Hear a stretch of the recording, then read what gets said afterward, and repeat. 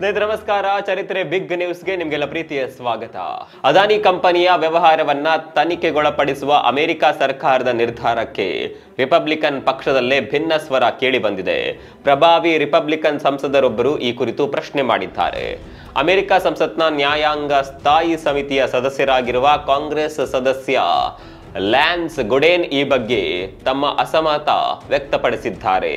ಇಂತಹ ಆಯ್ದ ಕ್ರಮಗಳಿಂದ ಪ್ರಮುಖ ಸಮ್ಮಿಶ್ರ ಪಾಲುದಾರರಿಗೆ ಹಾನಿಯಾಗುವ ಅಪಾಯವಿದೆ ಅಂತ ಗುಡೆನ್ ತಮ್ಮ ಅಭಿಪ್ರಾಯ ವ್ಯಕ್ತಪಡಿಸಿದ್ದಾರೆ. ಯುಎಸ್ ಅಟಾರ್ನಿ ಜನರಲ್ ಮೆರಿಕ್ ಬಿ ಗರ್ಲ್ಯಾಂಡ್ಗೆ ಈ ಕುರಿತು ಪತ್ರವನ್ನ ಸಹ ಗುಡೆನ್ ಬರೆದಿದ್ದಾರೆ. ಇದರಲ್ಲಿ ಅವರು ವಿದೇಶಿ ಘಟಕಗಳ ವಿರುದ್ಧ ಆಯ್ದ ಕಾನೂನು ಕ್ರಮದ ಬಗ್ಗೆ ಉತ್ತರಗಳನ್ನ ಕೋರಿದ್ದಾರೆ. ಅಲ್ಲದೆ ಇಂತಹ ಕ್ರಮಗಳು ಅಮೆರಿಕದ ಜಾಗತಿಕ ಮೈತ್ರಿಗಳ ಮೇಲೆ ವ್ಯತಿರಿಕ್ತ ಪರಿಣಾಮ ಬೀರುವ ಸಾಧ್ಯತೆಗಳಿವೆ ಅಂತ ಗುಡೆನ್ ಕಳವಳ ವ್ಯಕ್ತಪಡಿಸಿದ್ದಾರೆ. ಜಾರ್ಜ್ ಸೋರೆಸ್ ವಿಚಾರವನ್ನ ಪ್ರಸ್ತಾಪಿಸಿರುವ ಅವರು ವಿದೇಶಿ ಪ್ರಕರಣಗಳ ಮೇಲೆ ಗಮನ ಹರಿಸುವ ಬದಲು ನ್ಯಾಯಾಂಗ ಇಲಾಖೆಯು ದೇಶೀಯ ಸಮಸ್ಯೆಗಳ ಮೇಲೆ ಕೇಂದ್ರೀಕರಿಸುವ ಅಗತ್ಯವಿದೆ ಅಂತ ಲ್ಯಾನ್ಸ್ ಗುಡೆನ್ ಬೈಡನ್ ಆಡಳಿತವನ್ನ ತಿವಿದಿದ್ದಾರೆ. ಅಂದಹಾಗೆ ಪತ್ರವನ್ನ ಬರೆದಿರುವ ಅವರು ಅಮೆರಿಕ ಭಾರತ ದ್ವಿಪಕ್ಷೀಯ ಸಂಬಂಧಗಳ ಮೇಲೂ ಕಳವಳ ವ್ಯಕ್ತಪಡಿಸಿದ್ದಾರೆ. ಇನ್ನು ಇತ್ತ ತನಿಖಾ ಭೀತಿ ಇರುವ ಹಿನ್ನೆಲೆಯಲ್ಲಿ ಕಳೆದ 4-5 ತಿಂಗಳಿನಿಂದ ಅದಾನಿ ಷೇರುಗಳಲ್ಲಿ ಏರಿಳಿತಗಳು ಉಂಟಾಗುತ್ತಲೇ ಇವೆ. ಇದೀಗ ರಿಪಬ್ಲಿಕನ್ ಸದಸ್ಯರೊಬ್ಬರು ತನಿಖೆಯ ಕುರಿತು ಪ್ರಶ್ನೆ ಎತ್ತುತ್ತಿರೋದು ಅದಾನಿ ಕಂಪನಿಗೆ ಕೊಂಚ ಸಮಾಧಾನ ತಂದಂತಿದೆ. ವಿಶ್ವದ ಹಲವು ದೇಶಗಳಲ್ಲಿ ಭಾರತೀಯ ಮೂಲದವರೇ ಅಧಿಕಾರಕ್ಕೇರ್ತಾ ಇದ್ದಾರೆ. ಇದೀಗ ಕೆನಡಾದಲ್ಲೂ ಅಂಥದ್ದೊಂದು ಅವಕಾಶ ಬರಬಹುದು ಎನ್ನಲಾಗಿದೆ. ಕಾರಣ ಟ್ರೂಡೋ ರಾಜೀನಾಮೆಯಿಂದ ತೆರವಾಗಿರುವ ಕೆನಡಾ ಪ್ರಧಾನಿ ಸ್ಥಾನಕ್ಕೆ ಅನಿವಾಸಿ ಭಾರತೀಯ ಮಹಿಳೆ ಅನಿತಾ ಆನಂದ್ ಹೆಸರು ಪ್ರಬಲವಾಗಿ ಕೇಳಿ ಬರ್ತಿದೆ. ಈ ಹಿಂದೆ ಟ್ರೂಡೋ ಸಂಪುಟದಲ್ಲಿ ಸಾರಿಗೆ ಸಚಿವರಾಗಿ ಕಾರ್ಯನಿರ್ವಹಿಸುತ್ತಿದ್ದ ಅನಿತಾ ಆನಂದ್ ಸಾಕಷ್ಟು ಅನುಭವ ಹೊಂದಿದ್ದಾರೆ. ಹೀಗಾಗಿ ಪಿಎಂ ಹುದ್ದೆಯ ರೇಸ್ನಲ್ಲಿ ಅವರ ಹೆಸರು ಬಲವಾಗಿ ಕಾಣಿಸಿಕೊಂಡಿದೆ. 10 ವರ್ಷಗಳ ಕಾಲ ಪ್ರಧಾನಿ ಹುದ್ದೆಯಲ್ಲಿದ್ದ ಟ್ರೂಡೋ ರಾಜೀನಾಮೆಗೆ ಸ್ವಪಕ್ಷದಲ್ಲೇ ಒತ್ತಡವಿತ್ತು. ಅಲ್ಲದೆ ಭಾರತ ವಿರೋಧಿ ಧೋರಣೆ, ಖಲಿಸ್ತಾನಿ ಪರ ವಕಾಲತ್ತು ಮುಂತಾದ ಕಾರಣಗಳಿಂದಾಗಿ ಟ್ರೂಡೋ ತಲೆದಂಡವಾಗಿದೆ. ಇದೀಗ ಅವರ ಸ್ಥಾನಕ್ಕೆ ಭಾರತೀಯ ಮೂಲದವರೇ ಬರುವ ಸಾಧ್ಯತೆಗಳು ದಟ್ಟವಾಗ್ತಿದೆ. ಈಗಾಗಲೇ ಕೆನಡಾದ ಮುಂದಿನ ಪ್ರಧಾನಿ ಯಾರು ಎಂಬ ಲೆಕ್ಕಾಚಾರ ಆರಂಭವಾಗಿದೆ. ಮಾರ್ಚ್ 24ರಂದು ಹೊಸ ಸಂಪುಟ ಪದಗ್ರಹಣ ಮಾಡುವ ಸಾಧ್ಯತೆ ಇದೆ. ಪಿಎಂ ಸ್ಥಾನಕ್ಕೆ ಅನಿತಾ ಆನಂದ್ ಜೊತೆಗೆ ಡೊಮಿನಿಕ್ ಲೆಬ್ಲಾಂಕ್, ಕ್ರಿಸ್ಟಿನಾ ಫ್ರೀಲ್ಯಾಂಡ್, ಮೈಲೆನ್ ಜೋಲಿ, ಫ್ರಾಂಕೋಯಿಸ್ ಫಿಲಿಪ್, ಚಾಂಪೇನ್ ಮತ್ತು ಮಾರ್ಕ್ ಕೆರ್ನಿ ಹೆಸರು ಕೂಡ ಚಾಲ್ತಿಯಲ್ಲಿದೆ. ಹಾಗೆ 2019ರಿಂದ ಸಂಸದರಾಗಿರುವ ಅನಿತಾ ಆನಂದ್ ಕೆನಡಾದ ಲಿಬರಲ್ ಪಾರ್ಟಿಯ ಹಿರಿಯ ಸದಸ್ಯೆಯಾಗಿದ್ದಾರೆ. ಸಾರ್ವಜನಿಕ ಸೇವೆ ಮತ್ತು ನೇಮಕಾತಿ, ರಾಷ್ಟ್ರೀಯ ರಕ್ಷಣೆ ಖಾತೆಗಳನ್ನು ಯಶಸ್ವಿಯಾಗಿ ನಿಭಾಯಿಸಿದ್ದಾರೆ. ಪ್ರವಾಸಿಗರ ಸ್ವರ್ಗವೆಂದೇ ಕರೆಯಲ್ಪಡುತ್ತಿದ್ದ ಅಮೆರಿಕದ ಕ್ಯಾಲಿಫೋರ್ನಿಯಾದ ಲಾಸ್ ಏಂಜಲೀಸ್ ನಗರ ಹೊತ್ತಿ ಉರಿತಾ ಇದೆ. ನಗರಕ್ಕೆ ಹೊಂದಿಕೊಂಡಿರುವ ಅರಣ್ಯದಲ್ಲಿ ಕಾಡ್ಗಿಚ್ಚು ಕಾಣಿಸಿಕೊಂಡಿದೆ.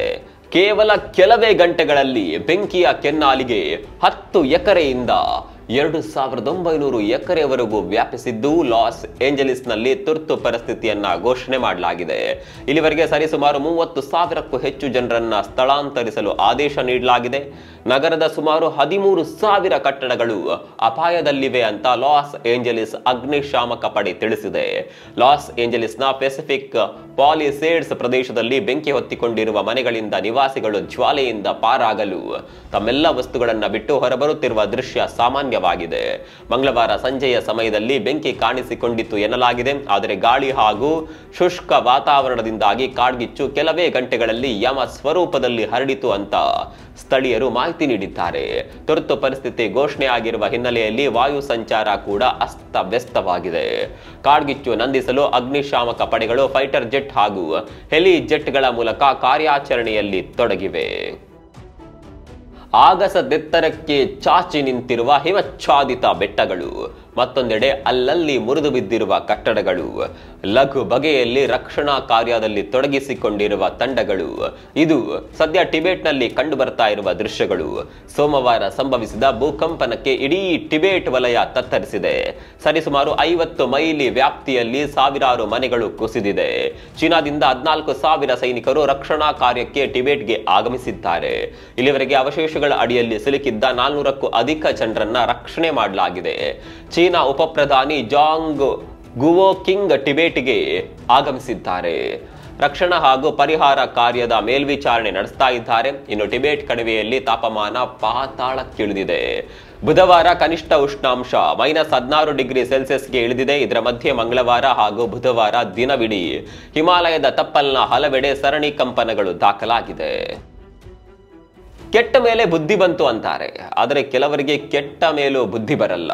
ಅಂತಹ ಕೆಟ್ಟ ಚಾಳಿಗೆ ಜೀವಂತ ಉದಾಹರಣೆ ಅಂತಿದೆ ಚೀನಾ. ಯಾಕಂದ್ರೆ ಚೀನಾ ಜಿದ್ದಿಗೆ ಬಿದ್ದು ಅಂತಹ ಕೆಲಸವನ್ನೇ ಮಾಡ್ತಿದೆ. ಭೂಫಲಕಗಳ ಚಲನೆಯ ಬಿಂದುವಿನಲ್ಲಿರುವ ಹಿಮಾಲಯ ಪ್ರಾಕೃತಿಕವಾಗಿ ಅತ್ಯಂತ ಸೂಕ್ಷ್ಮ ವಲಯ. ಆದರೆ ಅದೇ ಹಿಮಾಲಯ ವ್ಯಾಪ್ತಿಯಲ್ಲಿ ಚೀನಾ ಬೃಹತ್ ಅಣೆಕಟ್ಟು ಕಟ್ಟಲು ತಯಾರಾಗಿರೋದು ತಿಳಿದೇ ಇದೆ. ಇದೀಗ ಟಿಬೆಟ್ ಭೂಕಂಪ ಈ ಯೋಜನೆ ಮೇಲೆ ಹಲವು ಪ್ರಶ್ನೆಗಳು ಎತ್ತಿದೆ. ಅಂದಹಾಗೆ ಬ್ರಹ್ಮಪುತ್ರ ನದಿಗೆ ಅಡ್ಡಲಾಗಿ ಜಲಾಶಯ ಕಟ್ಟುವ ಚೀನಾದ ಯೋಜನೆ ಇಡೀ ದಕ್ಷಿಣ ಏಷ್ಯಾ ಹಾಗೂ ಆಗ್ನೇಯ ವಲಯಕ್ಕೆ ದೊಡ್ಡ ಕಂಟಕವಾಗಲಿದೆ. ಹಿಮಾಲಯ ವ್ಯಾಪ್ತಿಯಲ್ಲೇ ಈ ಡ್ಯಾಮ್ ನಿರ್ಮಾಣ ಕಾಮಗಾರಿ ಬರುವ ಹಿನ್ನೆಲೆಯಲ್ಲಿ ಭಾರತ, ಬಾಂಗ್ಲಾ ಹಾಗೂ ಭೂತಾನ್ ದೇಶಗಳಿಗೆ ಇದು ಹೈಡ್ರೋಜನ್ ಬಾಂಬ್ನಂತೆ ದುಸ್ವಪ್ನವಾಗಿ ಕಾಡಲಿದೆ. ಅಂದಹಾಗೆ ಟಿಬೆಟ್ ಪ್ರದೇಶದಲ್ಲಿ ಸಂಭವಿಸಿದ ಭೂಕಂಪ ಇದೇ ಮೊದಲೇನಲ್ಲ. ಕೇವಲ ಕಳೆದೊಂದು ವರ್ಷದಲ್ಲಿ ಸರಿಸುಮಾರು 100 ಸಣ್ಣ ಮತ್ತು ದೊಡ್ಡ ಅಂತಹ ಕಂಪನಗಳು ಇಲ್ಲಿ ಸಂಭವಿಸಿವೆ. ಇಂತಹ ಪರಿಸರ ಸೂಕ್ಷ್ಮ ವಲಯದಲ್ಲಿ ಡ್ಯಾಮ್ ನಿರ್ಮಿಸುವುದು ಬೆಂಕಿಗೆ ಹಾರಿದಂತಿದೆ. ಇನ್ನು ಚೀನಾ ಅಣೆಕಟ್ಟು ನಿರ್ಮಿಸಲು ಬಯಸುತ್ತಿರುವ ಪ್ರದೇಶ ಇಂಡಿಯನ್ ಟೆಕ್ಟೋನಿಕ್ ಪ್ಲೇಟ್ಗಳ ಮೇಲ್ಭಾಗದಲ್ಲಿದೆ. ಈ ಸಂಪೂರ್ಣ ಪ್ರದೇಶವು ಭೂಕಂಪನದ ದೃಷ್ಟಿಕೋನದಿಂದ ಬಹಳ ಸೂಕ್ಷ್ಮ ಎಂದೇ ಹೇಳಲಾಗ್ತಾ ಇದೆ.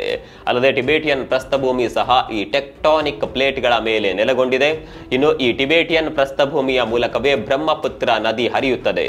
ಈ ನದಿ ಭಾರತವನ್ನ ಪ್ರವೇಶಿಸುವ ಮೊದಲು 25,154 ಅಡಿಗಳಷ್ಟು ಅಸಾಧಾರಣವಾದ ಲಂಬವಾದ ಕುಸಿತದೊಂದಿಗೆ. ಹೀಗಾಗಿ ಈ ಭಾಗದಲ್ಲಿ ಅಣೆಕಟ್ಟು ನಿರ್ಮಿಸುವುದು ಮಾನವ ಅವಸಾನಕ್ಕೆ ಮುಹೂರ್ತವಿಟ್ಟಂತೆ ಅಂತ ಪರಿಸರ ತಜ್ಞರು ಹಾಗೂ ಭಾರತೀಯರು ತೀವ್ರ ಕಳವಳ ಹೊರಹಾಕ್ತಾ ಇದ್ದಾರೆ. ಭಾರತೀಯ ಬಾಹ್ಯಾಕಾಶ ಸಂಸ್ಥೆ ಇಸ್ರೋಗೆ ನೂತನ ಸಾರಥಿಯ ನೇಮಕವಾಗಿದೆ. ಇಸ್ರೋದ ಮುಂದಿನ ಅಧ್ಯಕ್ಷರಾಗಿ ವಿ ನಾರಾಯಣನ್ ನೇಮಕಗೊಂಡಿದ್ದಾರೆ. ಕೇಂದ್ರ ಸಂಪುಟ ಆಯ್ಕೆ ಸಮಿತಿ ವಿ ನಾರಾಯಣನ್ ಹೆಸರಿಗೆ ಅನುಮೋದನೆ ನೀಡಿದೆ. ಸದ್ಯ ನಾರಾಯಣನ್ ವಲಿಯಾಮಾಲಾ ಲಿಕ್ವಿಡ್ ಪ್ರೊಪಲ್ಷನ್ ಸಿಸ್ಟಮ್ ಸೆಂಟರ್ನ ಮುಖ್ಯಸ್ಥರಾಗಿದ್ದಾರೆ. ಈ ಹಿಂದೆ ಬಾಹ್ಯಾಕಾಶ ಆಯೋಗದ ಅಧ್ಯಕ್ಷರಾಗಿಯೂ ಕಾರ್ಯನಿರ್ವಹಿಸಿದ್ದಾರೆ. ಭಾರತದಲ್ಲಿ ದೇಶೀಯವಾಗಿ ಕ್ರಯೋಜೆನಿಕ್ ಎಂಜಿನ್ ಅನ್ನು ಅಭಿವೃದ್ಧಿಪಡಿಸುವಲ್ಲಿ ನಾರಾಯಣನ್ ಬಹಳ ಪ್ರಮುಖ ಪಾತ್ರ ವಹಿಸಿದ್ದಾರೆ. ಮುಂದಿನ 2 ವರ್ಷಗಳವರೆಗೆ ನಾರಾಯಣನ್ ಕಾರ್ಯಾವಧಿ ಹೊಂದಲಿದ್ದಾರೆ. ಹಾಲಿ ಅಧ್ಯಕ್ಷ ಎಸ್ ಸೋಮನಾಥ್ ನಿವೃತ್ತಿಯ ಹಿನ್ನೆಲೆಯಲ್ಲಿ ಈ ಹೊಸ ನೇಮಕವಾಗಿದೆ. ಜನವರಿ 14ರಂದು ಪದಗ್ರಹಣ ಕಾರ್ಯಕ್ರಮ ನಡೆಯಲಿದೆ. ಉಚಿತ ಕೊಡುಗೆ ಯೋಜನೆಗಳ ವಿರುದ್ಧ ಸರ್ವೋಚ್ಚ ನ್ಯಾಯಾಲಯ ಚಾಟಿ ಬೀಸಿದೆ. ಅನಗತ್ಯವಾಗಿ ಮನ ಬಂದಂತೆ ಉಚಿತ ಕೊಡುಗೆಗಳನ್ನು ಘೋಷಣೆ ಮಾಡುವುದರ ವಿರುದ್ಧ ತನ್ನ ಆಕ್ರೋಶ ಹೊರಹಾಕಿದೆ. ಪ್ರಕರಣವೊಂದರ ವಿಚಾರಣೆ ವೇಳೆ ತನ್ನ ಸಿಟ್ಟು ಹೊರಹಾಕಿರುವ ಕೋರ್ಟ್ ಉಚಿತ ಕೊಡುಗೆಗಳನ್ನು ನೀಡುವ ರಾಜ್ಯ ಸರ್ಕಾರಗಳ ವಿರುದ್ಧ ತನ್ನ ಅಸಮಾಧಾನ ಹೊರಹಾಕಿದೆ. ನ್ಯಾಯಾಧೀಶರ ವೇತನ ಮತ್ತು ಪಿಂಚಣಿ ಕೇಸ್ಗೆ ಸಂಬಂಧಿಸಿದಂತೆ ವಿಚಾರಣೆ ವೇಳೆ ಸುಪ್ರೀಂ ಕೋರ್ಟ್ ಮಂಗಳವಾರ ಈ ಮಹತ್ವದ ಹೇಳಿಕೆ ನೀಡಿದೆ. ಕೆಲಸ ಮಾಡದ ಜನರಿಗೆ ಉಚಿತ ವೇತನ ನೀಡಲು ರಾಜ್ಯಗಳ ಬಳಿ ಸಾಕಷ್ಟು ಹಣವಿದೆ. ಆದರೆ ಜಿಲ್ಲಾ ನ್ಯಾಯಾಲಯದ ನ್ಯಾಯಾಧೀಶರಿಗೆ ಸಂಬಳ ಮತ್ತು ಪಿಂಚಣಿ ಪಾವತಿಸುವಲ್ಲಿ ಆರ್ಥಿಕ ಬಿಕ್ಕಟ್ಟನ್ನು ಎದುರಿಸುತ್ತಿದೆ ಅಂತ ಕೋರ್ಟ್ ವ್ಯಂಗ್ಯವಾಡಿದೆ. ಭಾರತದ ಅಟಾರ್ನಿ ಜನರಲ್ ಆರ್ ವೆಂಕಟರಮಣಿ ಅವರ ವಾದಕ್ಕೆ ಪ್ರತಿಯಾಗಿ ನ್ಯಾಯಮೂರ್ತಿ ಬಿಆರ್ ಗವಾಯಿ ಮತ್ತು ನ್ಯಾಯಮೂರ್ತಿ ಎಜಿ ಮಸಿ ಅವರ ಪೀಠವು ಈ ಹೇಳಿಕೆಯನ್ನ ನೀಡಿದೆ. ರಸ್ತೆ ಅಪಘಾತಗಳಿಗೆ ಸಂಬಂಧಿಸಿದಂತೆ ಕೇಂದ್ರ ಸರ್ಕಾರ ದೊಡ್ಡ ಘೋಷಣೆ ಮಾಡಿದೆ. ಇನ್ನು ಮುಂದೆ ಅಪಘಾತಗಳ ಚಿಕಿತ್ಸಾ ವೆಚ್ಚವನ್ನ ಸರ್ಕಾರವೇ ಭರಿಸಲಿದೆ. ಕೇಂದ್ರ ರಸ್ತೆ ಮತ್ತು ಹೆದ್ದಾರಿ ಸಚಿವ ನಿತಿನ್ ಗಡ್ಕರಿ ನಗದು ರಹಿತ ಚಿಕಿತ್ಸಾ ಯೋಜನೆಯನ್ನ ಘೋಷಣೆ ಮಾಡಿದ್ದಾರೆ. ಅಪಘಾತ ಸಂಭವಿಸಿದ 24 ಗಂಟೆಗಳ ಒಳಗೆ ಪೊಲೀಸರಿಗೆ ಮಾಹಿತಿ ನೀಡಿದರೆ 1.5 ಲಕ್ಷ ರೂಪಾಯಿವರೆಗಿನ ಸಂಪೂರ್ಣ ಚಿಕಿತ್ಸಾ ವೆಚ್ಚವನ್ನ ಸರ್ಕಾರವೇ ಭರಿಸಲಿದೆ ಅಂತ ಹೇಳಿದ್ದಾರೆ. ಈ ಯೋಜನೆಯು ಯಾವುದೇ ವರ್ಗದ ರಸ್ತೆ ಅಪಘಾತಗಳಿಗೆ ಅನ್ವಯಿಸಲಿದೆ. ಇನ್ನು ಹಿಟ್ ಅಂಡ್ ರನ್ ಪ್ರಕರಣಗಳಲ್ಲೂ ಸಂತ್ರಸ್ತ ಕುಟುಂಬಕ್ಕೆ 2 ಲಕ್ಷದವರೆಗೆ ಗರಿಷ್ಠ ಪರಿಹಾರ ನೀಡಲಾಗುವುದು ಅಂತ ಯೋಜನೆಯಲ್ಲಿ ಹೇಳಲಾಗಿದೆ. ರಾಷ್ಟ್ರೀಯ ಆರೋಗ್ಯ ಪ್ರಾಧಿಕಾರ, ಪೊಲೀಸ್, ಆಸ್ಪತ್ರೆಗಳು ಮತ್ತು ರಾಜ್ಯ ಆರೋಗ್ಯ ಏಜೆನ್ಸಿಗಳ ಮೇಲುಸ್ತುವಾರಿಯಲ್ಲಿ ಯೋಜನೆ ಅನುಷ್ಠಾನಗೊಳ್ಳಲಿದೆ. ಇದಕ್ಕಾಗಿ ಪ್ರತ್ಯೇಕ ವೆಬ್ಸೈಟ್ ಸಹ ರೂಪುಗೊಳ್ಳಲಿದೆ. ಇದರಲ್ಲಿ ಅಪಘಾತದ ವರದಿ ದಾಖಲಾದ ಬಳಿಕ ಗಾಯಾಳುಗಳ ಚಿಕಿತ್ಸಾ ವೆಚ್ಚ ಆಸ್ಪತ್ರೆಗೆ ಪಾವತಿಯಾಗಲಿದೆ. ಕೇರಳದ ಮಲಪ್ಪುರಂ ಜಿಲ್ಲೆಯ ತಿರೂರಿನಲ್ಲಿ ಸಾಕಾನೆಯೊಂದು ಅವಾಂತರ ಸೃಷ್ಟಿಸಿದೆ. ದೇವಸ್ಥಾನದ ಉತ್ಸವದ ವೇಳೆ ಆನೆ ಇದ್ದಕ್ಕಿದ್ದಂತೆ ಮದವೇರಿದಂತೆ ವರ್ತಿಸಿದೆ. ಕೆರಳಿದ ಆನೆ ಅಲ್ಲಿದ್ದ ಜನರ ಮೇಲೆ ದಾಳಿ ನಡೆಸಿದೆ. ಪರಿಣಾಮ ಘಟನೆಯಲ್ಲಿ 17 ಮಂದಿ ಗಾಯಗೊಂಡಿದ್ದಾರೆ. ಮಾಹಿತಿ ಪ್ರಕಾರ ಗಾಯಗೊಂಡವರಲ್ಲಿ ಒಬ್ಬರ ಸ್ಥಿತಿ ಚಿಂತಾಜನಕವಾಗಿದೆ ಅಂತ ಹೇಳಲಾಗಿದೆ. ಅಂದಹಾಗೆ ತಿರೂರು ಟೌನ್ನ ಪುದಿಯಂಗಡಿ ದೇವಸ್ಥಾನದ ಉತ್ಸವದ ಸಂದರ್ಭದಲ್ಲಿ ಶ್ರೀಕುಟ್ಟನ್ ಎಂಬ ಆನೆಯು ಹಠಾತ್ ಆಗಿ ಕೆರಳಿ ಈ ಅವಾಂತರ ಸೃಷ್ಟಿಸಿದೆ. ಆನೆಯ ವರ್ತನೆಗೆ ಬೆಚ್ಚಿಬಿದ್ದ ಜನ ಚೆಲ್ಲಾಪಿಲ್ಲಿಯಾಗಿದ್ದು ಹಲವರು ಆನೆಯ ಕೋಪಕ್ಕೆ ತುತ್ತಾಗಿದ್ದಾರೆ. ಸದ್ಯ ಈ ಆನೆ ದಾಳಿಯ ವಿಡಿಯೋ ಸೋಷಿಯಲ್ ಮೀಡಿಯಾದಲ್ಲಿ ಸಾಕಷ್ಟು ವೈರಲ್ ಆಗಿದೆ. ಕಲಿಗಾಲದಲ್ಲಿ ಏನ್ ಬೇಕಾದರೂ ನಡಿಬಹುದು ಅಂತ ಹಿರಿಯರು ಹೇಳ್ತಿದ್ರು.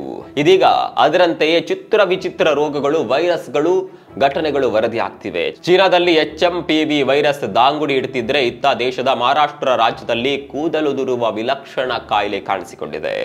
ಮಹಾರಾಷ್ಟ್ರದ ಬುಲ್ದಾನ ಜಿಲ್ಲೆಯ ಹಲವು ಹಳ್ಳಿಗಳಿಗೆ ವೈರಸ್ ಒಂದು ಹರಡಿದ್ದು ಜನರ ಕೂದಲು ಉದುರಿಸಿ ತಲೆ ಬೋಳು ಮಾಡ್ತಾ ಇದೆ. ಈ ಅಪರಿಚಿತ ವೈರಸ್ನಿಂದ 3 ದಿನದಲ್ಲಿ ಕೂದಲು ಸಂಪೂರ್ಣವಾಗಿ ಉದುರಿ ತಲೆ ಬೋಳಾಗುತ್ತಿದೆ. ಬುಲ್ದಾನ ಜಿಲ್ಲೆಯ ಶೇಂಗಾವ್ ತಾಲೂಕಿನ ಬೋಂಡಗಾಂವ, ಕಳವಾಡ, ಹಿಂಗಾಣ ಗ್ರಾಮಗಳಲ್ಲಿ ಈ ಅಪರಿಚಿತ ವೈರಸ್ ಹರಡಿದ್ದು ನಾಗರಿಕರನ್ನ ಆತಂಕಕ್ಕೆ ದೂಡಿದೆ.